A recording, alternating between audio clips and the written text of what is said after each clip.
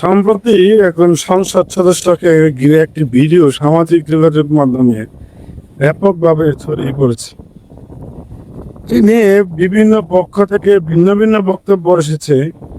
এক পক্ষ বলছে এটি অবৈধ সম্পর্ক, অন্য পক্ষ বলছে এটি বৈধ সম্পর্ক এবং এখানে চাঁদাবাজি বা সন্ত্রাসের বিষয় জড়িত। ঘটনার সব দিক এখন তদন্তাধীন, তাই আমি কাউকে দোষী বা নির্দোষ বলতে চাই না। কিন্তু এই ঘটনা আমাদের সামনে কিছু বড় প্রশ্ন এনে দাঁড় করিয়েছে। কারণ প্রথম বের হয়েছে সিসিটিভি ফুটেজ, দল থেকে বলল এআই দিয়ে বানানো। এরপর সামনে আসলো এই রুমে আটক করা অবস্থায় জিজ্ঞাসাবাদ করছে আটককৃতরা। তখন তিনি জবাব দিতে পারছে না। তখন দল বলল পর্যবেক্ষণ করে দেখা হবে এবং ব্যবস্থাও নেওয়া হবে। তারপর সেখান থেকে এসে বলছে ওনার দ্বিতীয় স্ত্রী, সবকিছু মিলিয়ে একটা এলোমেলো অবস্থা। এখন যারা জনগণের প্রতিনিধিত্ব করেন, দেশ পরিচালনায় ভূমিকা রাখেন, যাদেরকে আমরা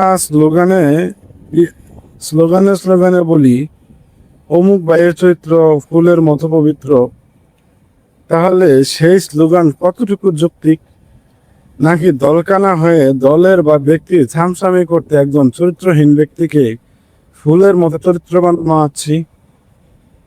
আমি কথাটা শুধুমাত্র ওনাকে উল্লেখ করে বলিনি, যে কোনো দলের দায়িত্বশীল ব্যক্তির বেলায় আমরা এই স্লোগানটা দেই। আসলে কি সে চারিত্রিকভাবে কতটুকু সৎ? দ্বিতীয় প্রশ্নটি আরো স্পর্শগত।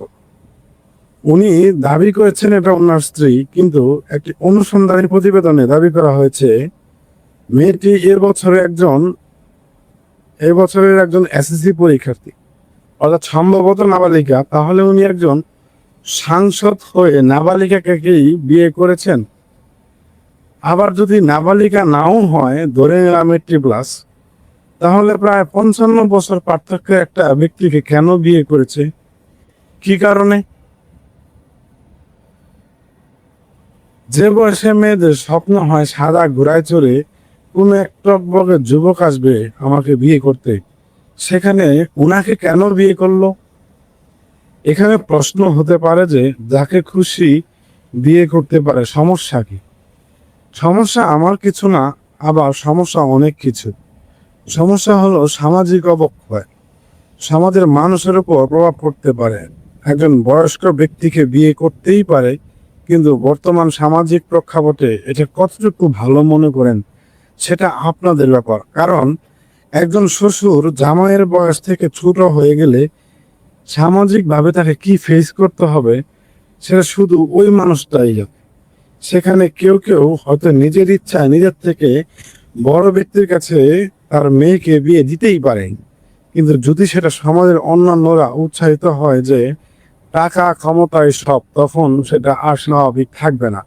আর ওনার যে ভিডিও ফাঁস হয়েছে, তখন দেখা গেছে উনি স্পষ্ট কিছু বলতে পারছে না, বলছে আত্মীয়, মেয়েটিও বলতে দাদা হয়। যদি স্ত্রী হন তবে তখন তিনি শক্তভাবে কেন বলেননি যে আমাদের স্বামী স্ত্রীর মধ্যে আপনারা কেন এসেছেন? তারপরেও বলছি এগুলো আমার শুধুই মনের জিজ্ঞাসা, এটা কোনোভাবেই দোষী সাব্যস্ত করছি না। সবসময় যে ক্যামেরায় যা দেখা যায় তা সত্যি হবে এমন কিছু না। ক্যামেরায় ততটুকুই দেখা যায় যতটুকু মানুষ দেখাতে চায়, তাই ক্যামেরার পিছনে বেশিরভাগ সময় সত্যিটা ভিন্ন হতে পারে। তাই আমি মনে করি দোষী নাকি নির্দোষ এটা তদন্তের উপর ছেড়ে দিই। প্রতিটি রাজনৈতিক দলের উচিত নিজেদের প্রতিনিধির বিরুদ্ধে গুরুতর অভিযোগ উঠলে সেই দলের দায়িত্ব হলো স্বচ্ছ তদন্ত নিশ্চিত করা, ঘটনা আড়াল না করা। জনগণ প্রতিটি দলের কাছে একই মানদণ্ড প্রত্যাশা করে, নিজেদের নেতা বলে ছাড় দেওয়াও নয়। একইভাবে এখনো একই প্রত্যাশা মানুষ করে। একটু আগেই বললাম, যা ক্যামেরায় দেখা যায় সবসময় সত্যি তা নয়, এটা মনে রাখা জরুরি। ভাইরাল ভিডিও মানেই পুরো সত্য নয়। এমপি নিজে দাবি করেছেন তাকে ফাঁসানো হয়েছে। তদন্ত শেষ না হওয়া পর্যন্ত কাউকে দোষী সাব্যস্ত করা ন্যায় বিচারের পরিপন্থী।